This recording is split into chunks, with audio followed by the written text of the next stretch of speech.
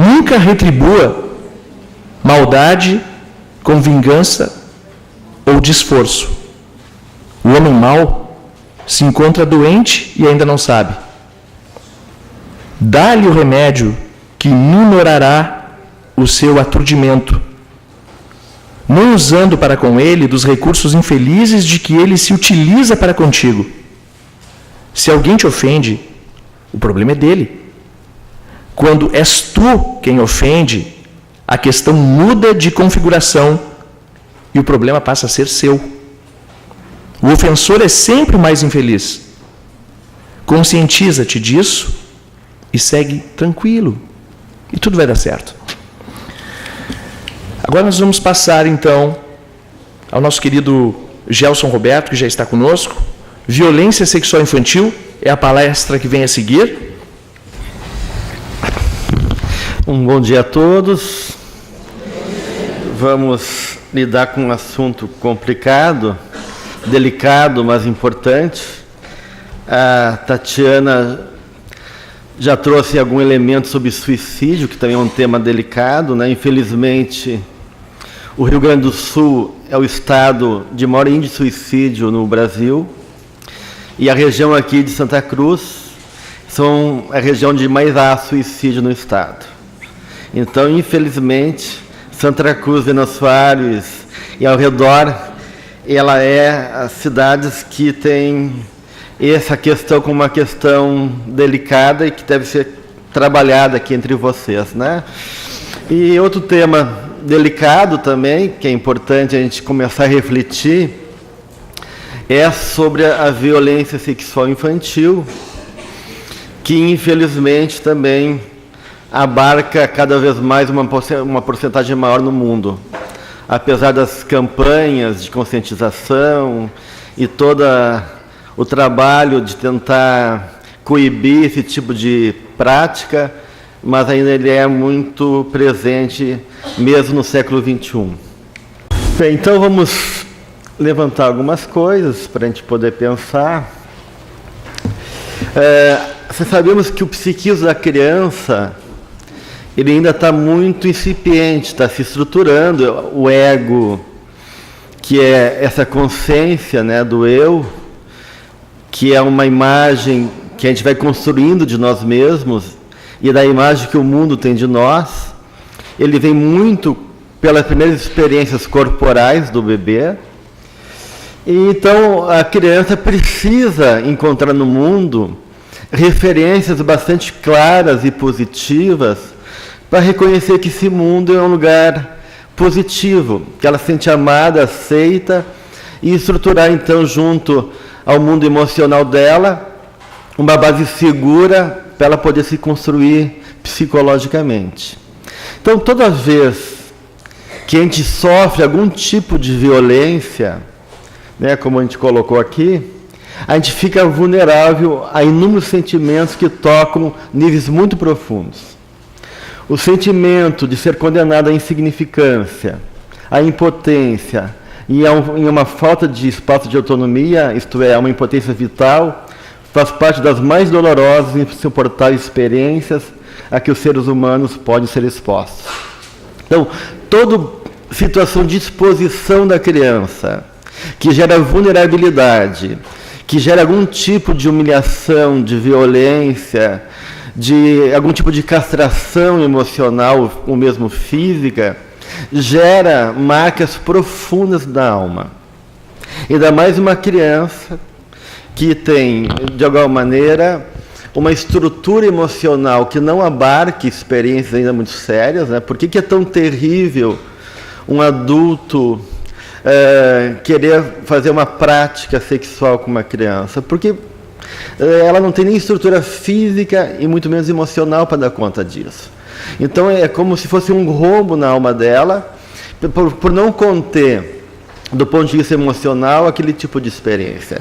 E muitas vezes a criança se sente culpada, porque o adulto muitas vezes se usa de chantagens e de ameaças, e muitas vezes também há um tipo de prazer que a criança sente, e isso faz com que a cabecinha dela fique muito perturbada, com culpas, com sentimentos ambivalentes que levam a ela a perpetuar esse tipo de comportamento. Tanto é que muitos dos abusadores, como adultos, foram crianças abusadas quando na infância. E daí, mesmo que o adulto não se torne um abusador, ele perpetua o ciclo abusador-abusado, ou se deixando abusar emocionalmente por outras pessoas, ou abusando das outras pessoas. Então a gente vê quanto essa experiência é dolorosa e marcante na vida das pessoas que sofreram esse tipo de experiência. Joana de Ângeles nos diz...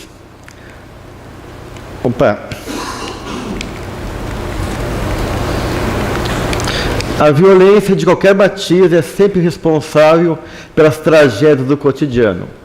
Não apenas a que agride pela brutalidade, por intermédio de gritos e golpes covardes, mas também a que deriva do orgulho, da indiferença, da perseguição sistemática e silenciosa, das expressões verbais pejorativas, desestimulando e condenando, enfim, de todo e qualquer recurso que desdenha as demais criaturas, levando-as a patologias insuperáveis. Então, a Joana de Ângeles, aí, ela não está se referindo só à questão da violência sexual, mas qualquer tipo de violência. Violência verbal, psicológica, violência física. Então, a violência em si, como ela diz aqui, é causadora de patologias insuperáveis, ou seja, uma encarnação toda muitas vezes, um tempo ainda ineficaz para conseguir superar essas marcas de violência. E a violência sexual, mais ainda, porque a violência sexual abarca não só a violência física, porque é um tipo de violência física, mas também uma violência psicológica terrível. Então, as consequências e as sequelas, muitas vezes, na vida do indivíduo, isso leva várias encarnações para ser superadas. E, infelizmente, se a gente pudesse aqui fazer um levantamento aqui na plateia de quantas pessoas aqui sofreram algum tipo de abuso, mesmo que não seja físico, mas algum abuso sexual, a gente se surpreenderia de muitas pessoas levantariam a mão. Porque, infelizmente, é uma prática ainda muito presente na nossa cultura. Então, o que é a violência sexual infantil? A violência sexual infantil consiste em todo abuso de poder, no qual a criança ou adolescente é usado para a gratificação sexual de um adulto, sendo induzido ou forçado a práticas sexuais com ou sem violência física. Mesmo que não haja algum tipo de contato físico, mas o envolvimento sexual do adulto, buscando a sua gratificação, toque, palavras de sedução, envolvimento, né? Qualquer tipo de contato emocional, que tenha fantasias de ódio sexual, mesmo que a criança não seja manipulada, isso já é um tipo de violência sexual, né? E mesmo essas práticas que não haja contato físico, elas provocam realmente uma confusão na mente infantil. Então agora eu vou trazer para vocês alguns dados importantes, né? Então, como eu falava, né, o abuso sexual infantil é mais comum do que a gente imagina. Segundo a Unicef, embora o sistema de notificação e informação sobre violência contra a criança sejam fracos, os dados existentes sugerem que 96% dos casos de violência física e 64% dos casos de abuso sexual contra a criança de até 6 anos sejam cometidos por familiares. Então, por isso que é difícil a gente combater a violência sexual infantil, porque a grande maioria das crianças abusadas são abusadas dentro de casa por algum tipo de familiar, ou pai, ou padrasto, ou tio, né, ou algum outro familiar não tão mais direto ou indireto dentro do círculo familiar. E muitas vezes o que acontece é que a família tem um tabu de lidar com isso. E infelizmente, há relações também meio perversas dentro da estrutura familiar. Muitas vezes a criança vai falar com a mãe e a mãe tem uma relação de encobrir a prática sexual. Às vezes a relação dela com o marido é uma relação também de conflito, e ela muitas vezes mascara esse tipo de questões, porque isso gera uma crise familiar absurda, né? Imagina uma mãe ter que enfrentar o esposo, ou um tio, ou um avô, em função de uma situação de abuso. Então, a tendência é da família se calar e tentar colocar panos quentes, buscando superar isso no silêncio, né? A gente vê às vezes práticas onde uma família toda de irmãs foram abusadas, uma atrás da outra, né? E aquilo foi se perpetuando, e às vezes a mãe sabendo, os familiares sabendo, e ninguém fazendo alguma coisa para diminuir aquela violência, né? E muitas vezes aí a criança tem que crescer, se tornar uma adulta para defender os irmãos menores daquilo que ela sofreu quando pequena. Então, por ser em ambientes familiares, a denúncia é uma questão que não aparece muito. E por isso que a gente não acaba não tendo maiores detalhes, estatísticas das práticas de violência, porque, como diz aqui, acaba sendo um assunto de família, ou seja, fica nas quatro paredes daquele círculo familiar, e aquilo é abafado em função da própria condição da estrutura familiar. Os dados que a gente tem da Associação Italiana para a Defesa da Infância, o Brasil ocupa o 4º lugar no ranking mundial de sites dedicados à pornografia infantil. Né? A gente não tem dados mais precisos, isso é de 10 anos atrás, mas a gente pode ter uma ideia. Para se ter uma ideia, o turismo sexual vitimiza 3 milhões de crianças no mundo. Sendo que no Brasil, os estados do Nordeste são os estados onde mais há turismo sexual infantil. Né? Tem, às vezes, empresas de turismo que são especialistas em turismo sexual infantil. Então, europeus que vêm para o Nordeste brasileiro para realmente vivenciar práticas sexuais com crianças. Isso acontece não só no Brasil, no leste europeu também. É uma região muito complicada, porque o leste europeu passou por várias crises. Então, os sites pornográficos e prostituição no leste europeu também é muito grande.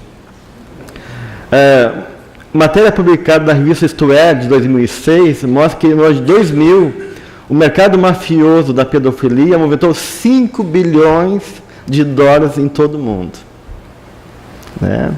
Em 2005, a estimativa é que esse mercado tenha movimentado 10 bilhões de dólares, e aumenta cada ano. Então, hoje, em 2015, quantos bilhões de dólares não rende esse tipo de prática? Né? Ou seja, dobrou em apenas 5 anos. Nesses 10 bilhões estão embutidos a venda de fotografias e vídeos que mostram crianças sendo abusadas e fazendo sexo com adultos, e até com animais. Uma foto de criança sendo violentada chega a valer $100. Um vídeo de 5 minutos, até $1.000. Quanto menor a idade, maior o valor da foto ou vídeo. Né?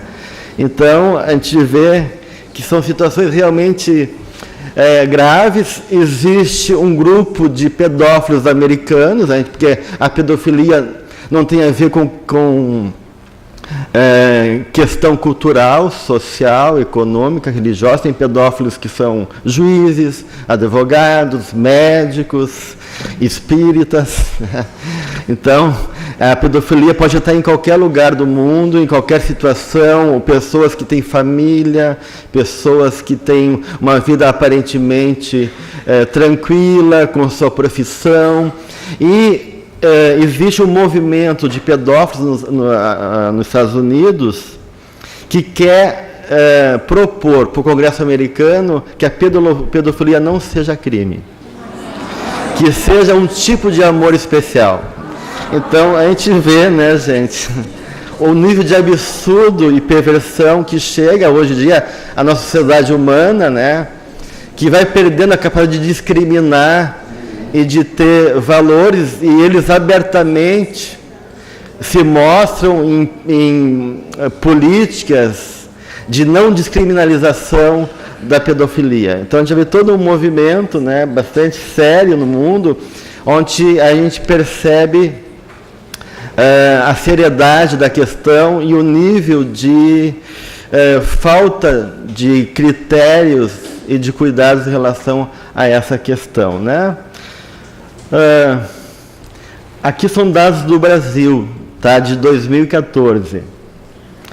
Praticamente 1 em cada 4 casos de violência sexual infantil, ou seja, 22% das crianças abusadas, envolve uma criança de até 1 ano de idade. Então, isso é dados aqui do Brasil, isso é dados do ano passado, tá? Então, do número de crianças abusadas, 22% tem menos de 1 ano de idade. A gente vê bebês abusados, chegando no hospital em sérias condições físicas. Em 3 a cada 4 casos, ou seja, 77%, a vítima tem até 9 anos de idade. A agressão sexual é o segundo tipo de violência mais praticado nessa faixa etária, com 35% dos casos contra 36% de abandono e negligência. Ou seja, a violência sexual compete com abandono e negligência. Está quase no mesmo nível. 36% de crianças são abandonadas e negligenciadas. E 35% de crianças de até 9 anos são abusadas.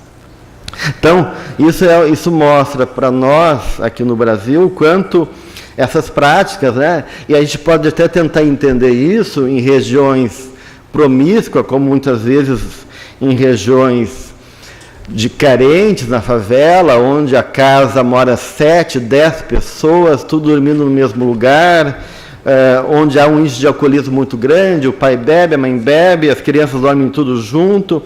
Isso até se pode entender um pouquinho a questão social, mas o problema é que esses 35% não estão na favela.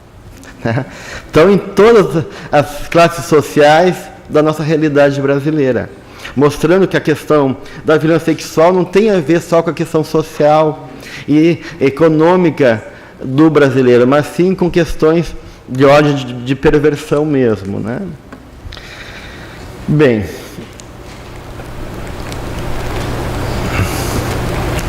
então, o que nós temos de dificuldade de começar a tratar esse assunto é ter acesso aos pedófilos. Porque são pessoas aparentemente normais, queridas pelas crianças ou adolescentes. A maioria dos agressores é heterossexual, né? Essas são as estatísticas, né? E mantém também relações com adultos, né? Pessoas estranhas são responsáveis por pequeno percentual de casos registrados. Como foi comentado, o abuso sexual é predominantemente intrafamiliar. Se produz nas relações mais próximas da criança. Faleiros, que é um pesquisador, diz que na maioria das situações é feito pelo pai ou pelo padrasto, ou ainda pelo tio, pelo avô ou irmã mais velha. Isso é mais ou menos a estatística, tá? A maioria das vezes é ou um padrasto ou o pai. Depois vem geralmente o tio, o avô ou o irmão mais velho. Ele se realiza predominantemente quando a criança de 8 a 13 anos do sexo feminino. Então, a maioria das crianças abusadas são do sexo feminino por homens heterossexuais. E exige também abuso de mulheres adultas em relação à criança, tá? Mas isso é mais incomum, tá? De violência da mulher contra homens, contra violência sexual a homens e a crianças praticada por mulheres. Mas o grande número de abusador é do sexo masculino.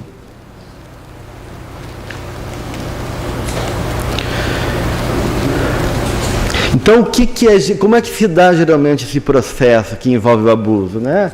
E os abusadores combinam nessa relação autoritária de poder, sedução com ameaça. Então, eles vão seduzindo a criança, vão tendo um contato afetuoso, afetivo, às vezes dão um doce, às vezes a criança se sente segura com aquele adulto, porque às vezes, como ele é geralmente uma figura conhecida da criança, o pai e a mãe são amigos. frequenta o ciclo familiar da casa, não há, então, um estranhamento. Então, o adulto ele tem já, nessa condição, uma condição de vantagem sobre a condição da criança, porque ele é não só pela inteligência, não só pela sagacidade, porque ele faz parte daquele ambiente. Então, a relação de poder que ele tem em relação à criança é muito grande. E aí, geralmente, na tática do abusador, ele joga tanto com a sedução de dinheiro, a sedução afetiva, a sedução de brinquedo, de doce, como ameaça. Se tu contar com o teu pai, ninguém vai acreditar, eu vou falar. Então a criança fica aterrorizada, né? Muitas vezes a criança também tem a sua carência, ela também tem curiosidade. Então o adulto mexe com essas questões internas da criança, provocando nela uma cooperação, entre aspas, que na verdade não é uma cooperação, mas é uma indução criminosa, mas a criança se sente daí culpada, envolvida, e o abusador usa essa culpa, né? Muitas vezes a criança pode se sentir, às vezes uma criança muito negligenciada em casa, muito abandonada, muito descuidada, se vincula patologicamente com o abusador, né? E se torna dependente, né, daquele tipo de relação. Então isso vai gerando uma série de complicações e traumas que ficam para a vida toda. Então, ambas impõem o segredo aos vitimizados, né, e as testemunhas com o envolvimento dos atores na relação consanguínea e na relação de proteção da honra e da subsistência da família. Então, esse processo, né, acaba prejudicando muito o trabalho de acolhimento e atendimento às crianças que sofreram violência. A família, nesse caso, funciona como um clã, isto é, fechada e articulada.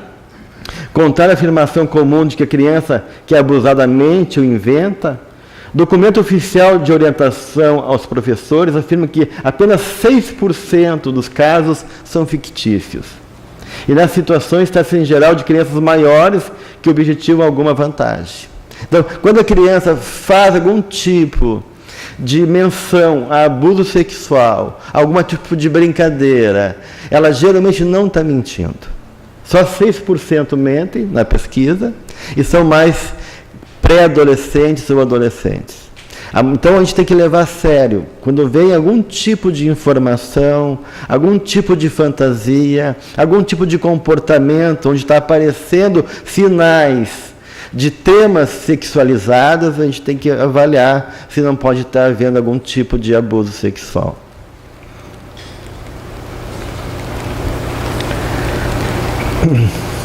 Então, questões que envolvem abuso sexual. Pode levar a um enfraquecimento permanente do ego, uma fragilidade e uma hiperdefensividade, gerando grave distúrbio de caráter. Então, a criança ela vai se fechando, ela vai se hiperdefendendo. Isso pode levar até problemas de neurose sexual, mulheres que não têm depois satisfação sexual, vaginismo, algum tipo de dificuldade de manter ereção, de evitar contato com homens, como também uma fragilidade de ego muito grande que perpetua aquilo que eu falei, o ciclo abusador-abusado. A pessoa se sente tão fragilizada que ela se deixa abusar depois, não só sexualmente, se abusar psicologicamente. Acaba pegando homens agressivos, manipuladores, controladores. Nas relações afetivas, ela não se valoriza. Fica uma marca de humilhação, de desqualificação tão grande que ela acaba se submetendo sempre e se deixando abusar emocionalmente em todos os momentos. Então, o abuso, apesar de não ficar muitas vezes na área sexual, fica impregnada nos padrões psicológicos dela, e ela perpetua na relação com as pessoas. Ela sempre vai se deixar abusar, sempre vai se deixar enganar, sempre vai se deixar ser usado pelos outros, porque ela acostumou assim na infância. E então esse comportamento ele é perpetuado. Muitas vezes não se tem uma atitude concreta de abuso e violência. Mas, mesmo não tendo uma atitude concreta, pode-se ter atitudes e comportamentos que geram uma atmosfera de abuso e violência.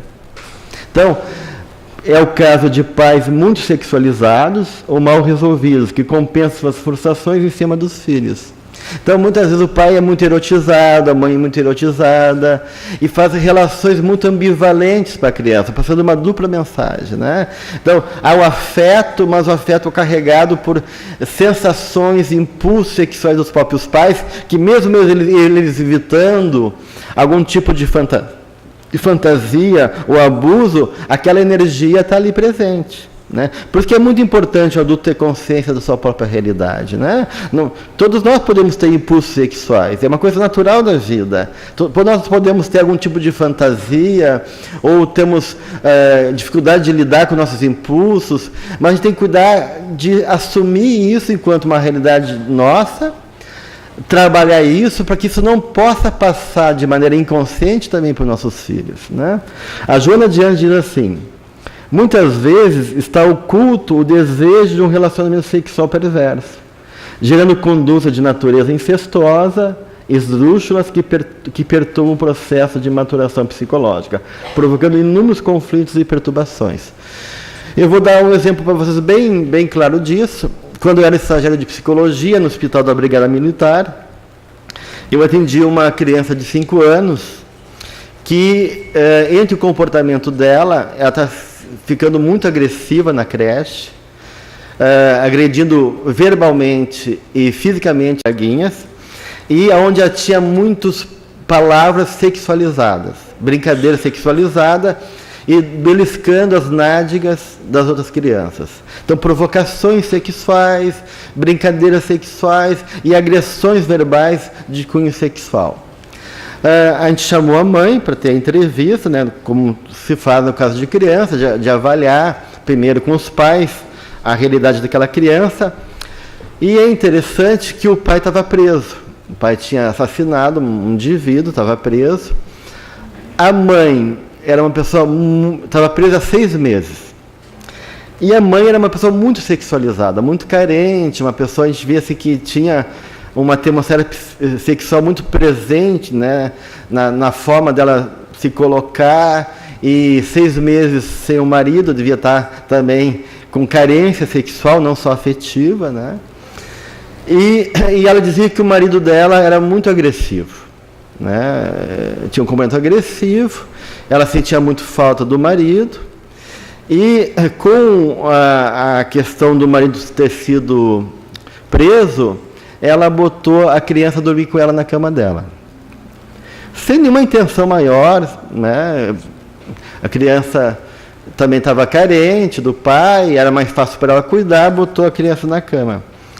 E depois a gente foi vendo que o comportamento, avaliando historicamente o comportamento da criança, ele começou a ter esse comportamento agressivo e sexualizado depois que a mãe botou ele na cama. Porque a mãe botou ele no lugar do pai. Imagina, né? Então se sentia responsável para ocupar aquele lugar que era do pai. O pai era agressivo, ele começou também a ser agressivo com a mãe, queria mandar na mãe. E a sexualidade não resolvida da mãe, possivelmente a criança inconscientemente estava pegando. Porque os estudos psicológicos mostram que a criança até 5 anos de idade, ela vive muito inconsciente da família. Existe uma atmosfera psicológica e espiritual familiar, e a criança ela vive muito essa atmosfera psicológica e familiar. A gente vê que sonhos de criança até 5 anos de idade refletem muitas vezes conflitos que são dos pais. E que os pais muitas vezes nem conseguem reconhecer. E no caso dessa criança, a gente não fez psicoterapia com ela. A gente fez um manejo com a mãe de tirar a criança do quarto e pedimos para a mãe entrar em terapia, né? E trabalhar as questões dela. E naturalmente, a mãe se tratando e deixando a criança dormir no quarto dela, os sintomas da criança de agressividade, de sexualidade começaram a desaparecer. Então a gente vê muito, vou passar aqui antes, a gente vê muito, né, essas questões psíquicas dos pais interferindo no psiquismo da criança. O resultado pode ser desde uma reação ao corpo, passando a criança a ter uma imagem negativa do mesmo, que pode levar a inibições importantes, bem como a promiscuidade. O indivíduo inconscientemente abandona o corpo e busca no impulso sexual uma compensação para o abandono. Então, muitas neuroses sexuais, muitas imagens que a gente tem do nosso corpo pode se construir a partir dessas questões que envolvem as nossas relações com nossos filhos. Então, a pedofilia pode ser um sintoma de um indivíduo inseguro e impotente, né? Como é que a gente vê assim, as características do pedófilo, né? Esse indivíduo se imagina como criança, projetando, né? Deixa eu ler aqui que é mais fácil, né? Esse indivíduo se imagina como criança, projetando essa fraqueza, fantasia, às crianças reais do mundo externo e buscando tratá-las como gostaria de ser tratado. Mas não se pode considerar como um tipo de personalidade. Mas existem fatores. Pode ler para nós? Mas existem fatores de risco em que o ambiente é preponderante na sua formação. Muitos desses indivíduos sofreram violência sexual como crianças. Meninos que não sofreram, mas cujas irmãs sofreram, podem tornar-se agressores por identificação. Nesse sentido, pode ocorrer mesmo com filhos de pais agressores sexuais. Outro fator que relaciona-se a indivíduos que, no transcorrer de seu desenvolvimento, possuíam alto nível de excitação e baixa tolerância à frustração, utilizando-se como mecanismo de defesa a sexualização da própria dor para não senti-la. Em sua adolescência, fantasiava fazer sexo com crianças e não considerava manifestações emocionais produzidas por outras pessoas. Mas todos sabemos que as questões do sofrimento sexual em todas as suas formas de patologia, na condição de vítima ou abusador, têm origem mais complexas, que resultam de situações várias em outras encarnações. Então, do que a gente vê do ponto de vista psicológico, se o ambiente é de agressão sexual, mesmo que a criança não sofreu abuso, mas teve um pai que é agressor sexual, que agride sexualmente outras crianças, ele pode se tornar agressor sexual. Se ele tinha uma irmã que sofreu agressão sexual, ele pode se tornar agressor sexual. Então, a gente vê como há um contágio psíquico, né, desses fatores psicológicos que, mesmo não sendo direto, pode influenciar no comportamento daquela criança e ela mais tarde se tornar um abusador sexual. Crianças com baixa tolerância às frustrações e muito agressivas, né, elas podem deslocar a agressividade e a frustração por gratificação sexuais e se tornarem também abusadoras. Então, isso também é um elemento importante, né? A impulsividade, o não controle do impulso, seja ele agressivo ou de outro impulso, pode ser deslocado, ainda mais quando há uma certa dificuldade de lidar com a frustração, para também uma gratificação imediata, álcool, sexo, droga. Então, acaba a sexualidade compensando essa frustração interna e a pessoa não consegue daí controlar seus impulsos em função das suas próprias dificuldades.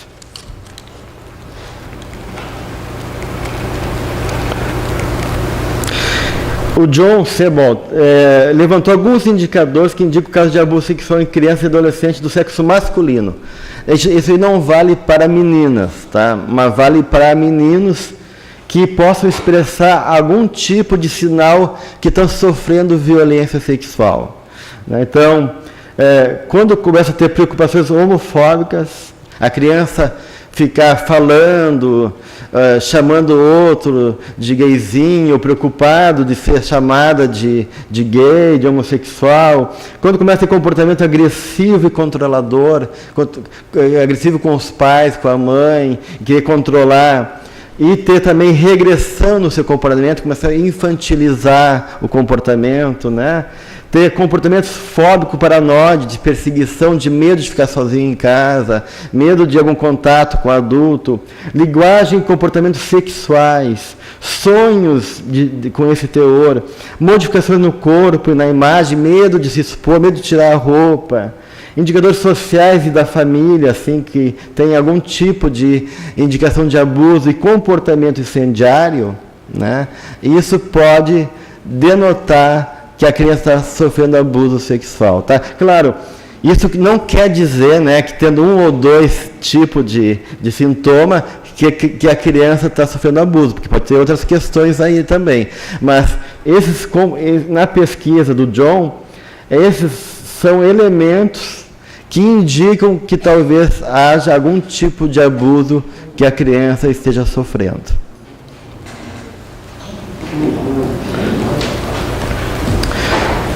Então, toda vez que a criança é exposta a esse tipo de trauma, né, essa superexposição ao trauma, né, ela diversas vezes sendo abusada, sofrendo um assédio, ela não consegue falar, ela não pode falar, ela fica aquilo dentro dela, isso gera muita fantasia, e isso gera mais sofrimento para a criança, né?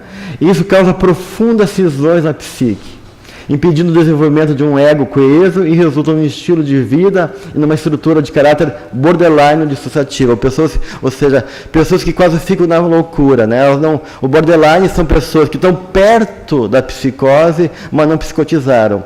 E o paciente borderline, eles têm daí também um padrão de comportamento, muitas vezes de confusão de identidade sexual, de impulsividade, de uso abusivo de droga, de se colocar em situações de perigo para a saúde, perigo de vida.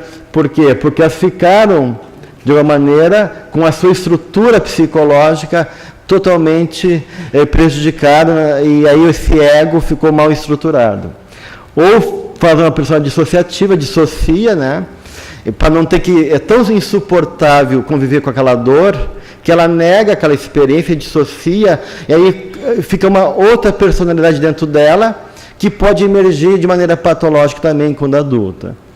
Ciclos intermináveis de vitimização ou perpetração, né, da própria a questão do abuso, desespero e raiva, enredamento e abandono. Então, sentimentos de abandono, de rejeição, de se sentir sujo, de não ser merecedor de estar na vida, culpa, tudo isso pode ser provocado nos nossos sentimentos por causa de algum tipo de abuso sexual. Enquanto houver um anseio por amor e por relacionamentos curadores, existe uma profunda ambivalência.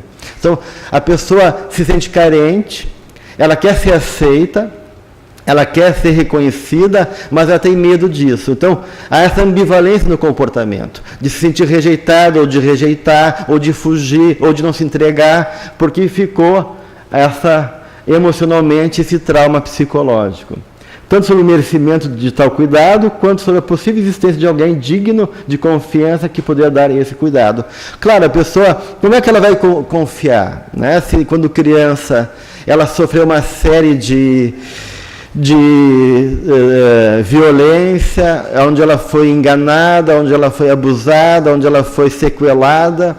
Então, é difícil para esse adulto depois também confiar, ou se entregar. Ou ela fica indiferente, ela se relaciona sexualmente sem afeto, porque ela não acredita no amor. Então, pessoas acabam se tornando promíscuas, porque elas veem na relação sexual apenas uma objetivação desse abuso que ela sofreu na infância, e os vínculos ficam superficiais, então. Porque ela não consegue estabelecer um vínculo mais profundo de afeto, de amor.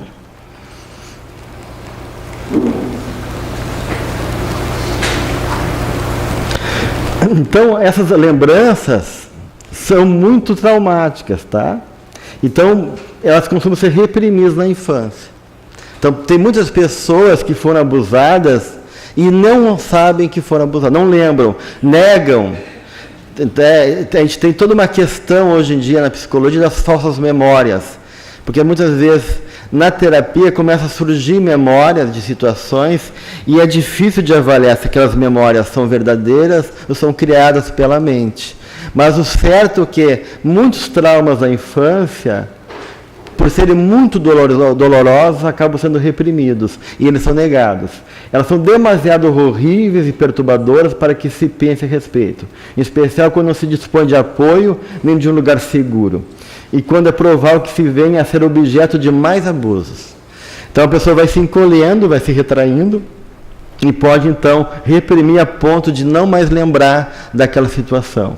Mais do que o fator traumático, que se resume no conteúdo da violência, o mais importante é a atitude, ou melhor, o padrão de funcionamento que perpetua nas vítimas de violência uma condição de não ser merecedora, de um sentimento que, por não ter apoio nem lugar seguro, acaba sendo objeto de mais abusos. Assim, a vítima procura adesões submissas e fusões no outro. Aquilo que a gente já falou. A pessoa que foi abusada continua repetindo o comportamento de abusamento. Quando são evocados, ou seja, quando esses eventos são evocados, mesmo bem mais tarde, percebemos que pode vir à superfície como se o trauma acabasse de acontecer, podendo inundar a pessoa de afetos. Então, por isso que é tão difícil. Como não foi digerido, são traumas muito violentos e com muita carga emocional, quando eles vêm à tona, eles vêm com tanta força que parece que a pessoa viveu aquela situação naquele momento. Então, por isso que é muito difícil a pessoa, muitas vezes, conseguir se expor, se expressar e sentir segura para expor as suas questões internas, né? Isso quando não está reprimido e não está dissociada, escondido em algum cantinho lá dentro da gente, né? Então, esses processos de cura levam muito tempo, gente, né? Esse processo de trauma sexual, né? E são processos que envolve anos de tratamento, né? A terapia com esses indivíduos leva muitos anos, pois quando a alma é atacada ou uma pessoa sente-se desconectada da força sustentadora da vida, o indivíduo sente-se morto e frequentemente está tão deprimido que ele ou ela quer cometer suicídio. A vítima do ataque à alma torna-se incapacitada ou não capaz de funcionar. Dentre os sintomas mais presentes no funcionamento de um indivíduo que sofreu algum tipo de violência está a subconstrução, uma atitude heróica e obsessiva em demasia, a fúria e a timidez. Ou seja, essa superconstrução eu não posso depender de ninguém. O mundo é inseguro, o mundo é ameaçador, as pessoas me enganaram quando era criança, então eu não posso confiar nesse mundo. Então eu me torno uma pessoa super defensiva, super funcional, trabalhar, não tem muito afeto, não tem muita relação, e meu mundo é só viver a parte prática da vida heroicamente, sem depender de ninguém, sem muito envolvimento, numa relação mais solitária com a realidade. Por quê? Porque eu não consigo acreditar nos vínculos de afeto. Então, são pessoas extremamente solitárias e que têm que se tornar independentes e com autonomia para não ter que sofrer o medo e a ansiedade que o vínculo emocional provoca, porque a aproximação afetiva com alguém, em vez de gerar alegria, prazer e realização, gera o quê? Ansiedade, angústia, medo, insegurança. Então, é tão sofrido o contato emocional com outras pessoas que é melhor não ter, que é melhor evitar. Então, essas pessoas acabam tendo um comportamento de evitação dos contatos afetivos para não ter que enfrentar a sua dor psicológica.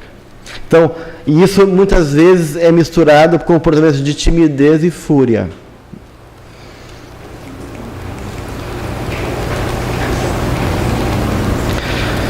Então, a gente levantou algumas coisas importantes em relação ao que os pais têm que estarem atentos, né? Em relação ao mundo da criança e ajudar eles a se proteger da violência sexual. Então, uma das coisas é estar bem informados sobre a realidade do abuso sexual contra crianças. Ouvir seus filhos e acreditar neles, por mais absurdo que pareça que estão contando. Dispor de tempo para seu filho e dar-lhe atenção. Porque muitas vezes, quanto mais a criança fica abandonada, quanto mais é negligenciada, os pais trabalham muito, não tem tempo para a criança, mais digamos assim, o abusador tem tempo, né, de agir, né, com a criança, né? São os verdadeiros predadores sexuais, muito inteligentes, muito atentos, né? E se a criança passa muito tempo sozinha e não tem atenção e cuidado, acaba sendo mais vulnerável a esse tipo de ataque. Saber com quem seu filho está ficando nos momentos de lazer. Conhecer seus colegas e os pais deles. procurar informar-se sobre o que sabe e como lida com a questão da violência e do abuso sexual, os responsáveis pela creche, pela escola, pelos programas de férias. Faça o mesmo com o seu pediatra, o conselheiro religioso, a empregada e a babá. Antes de tudo, falar com seu filho ou sua filha e lembrar-se que o abuso sexual pode ocorrer ainda nos primeiros anos da infância. Então, não que a gente tem que ficar paranoico, né, gente? Não é uma questão de ficar paranoico e achar que, meu filho não vai brincar mais com um coleguinha, e agora como é que eu faço, né? Senão a gente não vive, né? Mas ter esse cuidado, né? Ter essa atenção do tipo de relação, tipo de famílias que envolvem as relações com os nossos filhos, e também de algum sinal que a criança pode dar em relação a algum tipo de queixa. Às vezes a criança, eu não quero ir na casa daquela pessoa. Por que ela não quer ir? Não é por acaso, então porque ela saber o que está acontecendo, né? E aceitar e acolher aquela queixa para entender o que está acontecendo.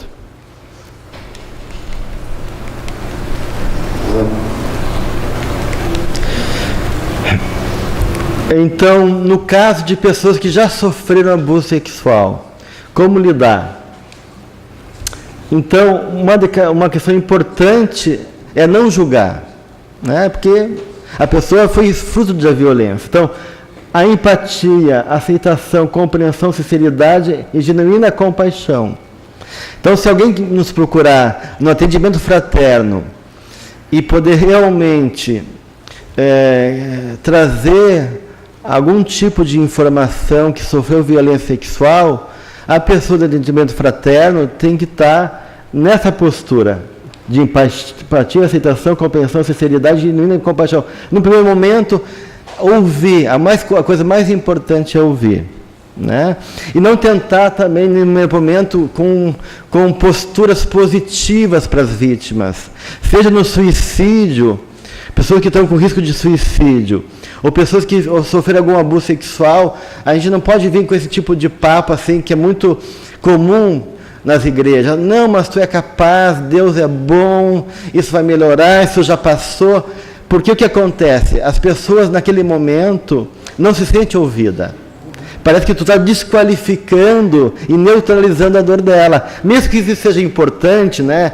Otimismo, força, coragem, mas isso é para um segundo momento, gente. Num primeiro momento, quando a pessoa está num sofrimento psicológico muito intenso, como no risco de suicídio e no abuso sexual, o mais importante é tu ter essa empatia.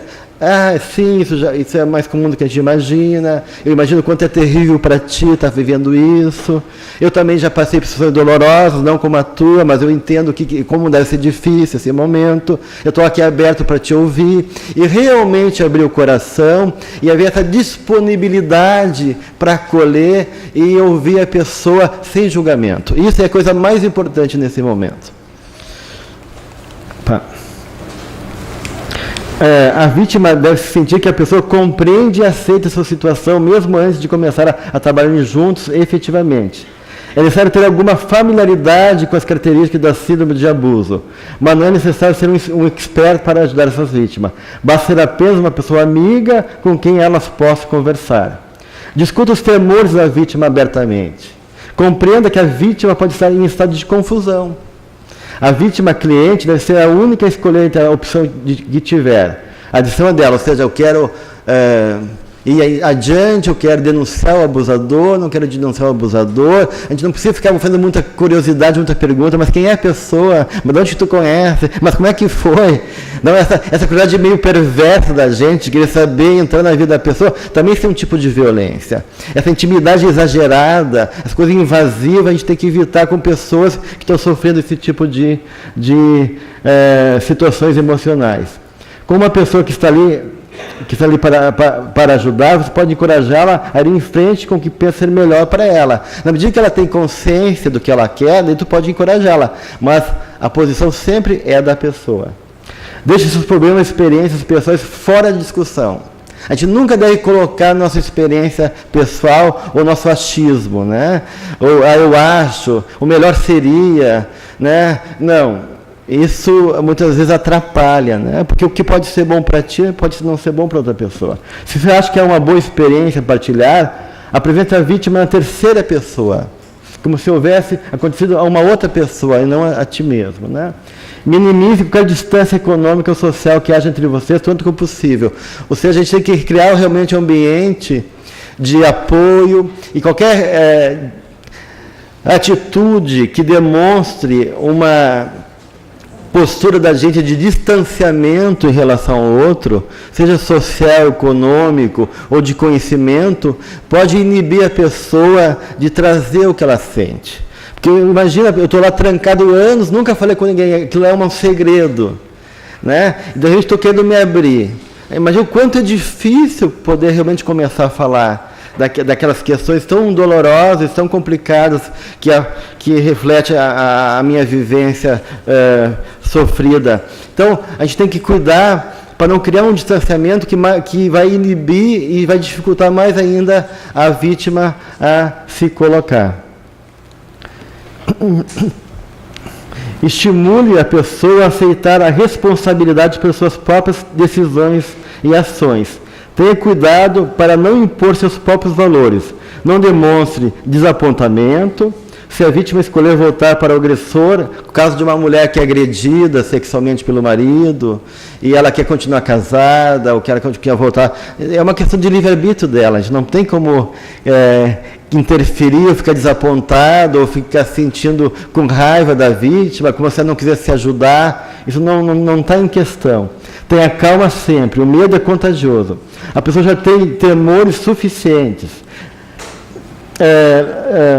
para ajudar a demonstrar sua confiança e calma. Procure imaginar antes como você lidaria com certas situações.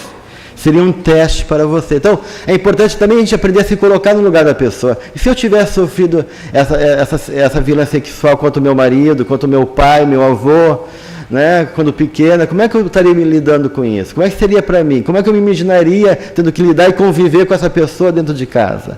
Então, na medida que a gente consegue imaginar e se colocar no lugar do outro, fica mais fácil da gente compreender e lidar também com a situação. Não deixe de reconhecer os sentimentos negativos que a pessoa tem quanto ao esposo, em relação ao sexo oposto como um todo. No caso de mulheres que foram agredidas, muitas pensam que jamais se ligariam ao homem novamente. Isso não é necessariamente a realidade e não a resposta para o problema. Nesse caso, deve ser discutido as características que a pessoa deseja ver no parceiro e ter uma prova concreta antes de se envolver seriamente com outra pessoa. Então, tem muitas mulheres que foram abusadas quando criança e continuam sofrendo abuso depois com o marido, seja sexual, seja violência física. Então, presas patologicamente àquela pessoa. Então, não tem como tu querer romper essa relação patológica sem antes ter um cuidado de trabalhar isso internamente. Isso pode durar anos, então tu não pode colocar a questão como uma coisa prática, né? Ah, não, mas se o cara está te dando mal, então se separa. Não é tão simples assim, gente. Até porque a gente sabe que pode ter ligações espirituais profundas também do passado, que envolvem aquela relação. Faça avaliações pessoais longe dessa pessoa. Não faça comentários. E evite dizer, você parece estar com muita depressão hoje.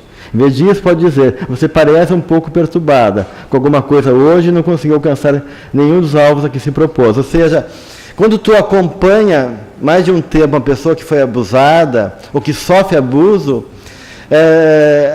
sempre procurar, quando interpor um questionamento, quando interpor algum tipo de contato para acolher o sentimento daquela pessoa, não chegar com conceitos prontos. Né? Tu está deprimida. Não. Tu está um pouquinho diferente hoje, a tua carinha está mais triste, hoje tu está mais apagadinha. Tem alguma coisa que tu gostaria de falar? Aconteceu alguma coisa? Qual é o teu sentimento nesse momento? Então, isso é muito mais favorável do que tu formar conceitos prontos e já interpretar a pessoa, porque isso não ajuda nessa empatia e na capacidade de poder, de alguma maneira, a favorecer um compartilhamento do seu mundo interno e das suas emoções negativas. Então, isso são questões que eu trouxe hoje para vocês, mais do que criar entendimentos profundos hoje em relação ao tema, mas levantar algumas reflexões e a gente começar a pensar sobre isso. E como a Casa Espírita enquanto os recursos que a gente tem na Casa Espírita, pode começar a se preparar também para acolher pessoas que possam trazer esse tipo de problemática. Será que estamos preparados para isso? De que maneira nós vamos lidar com pessoas que trazem algum tipo de problemática dessa ordem, ou mesmo a questão que a Tatiana falou do suicídio? Então, são questões que nós, como pessoas comprometidas com a comunidade, pessoas comprometidas com a saúde espiritual, com a saúde mental, de poder realmente fazer da Casa Espírita uma casa de acolhimento, de apoio, de cura, de suporte, nós temos que começar a pensar essas questões que são tabu na sociedade, né, que são ainda problemáticas para a gente, e começar a ter um trabalho de conscientização, até pela UME, de alerta, de informação e de preparação dos trabalhadores para acolher essas pessoas quando nos chegam. Porque no despreparo da gente, às vezes a gente pode até prejudicar mais do que ajudar. Então, o conhecimento, a informação é fundamental para todos nós. Então, seria isso que eu gostaria de trazer para vocês. Obrigado.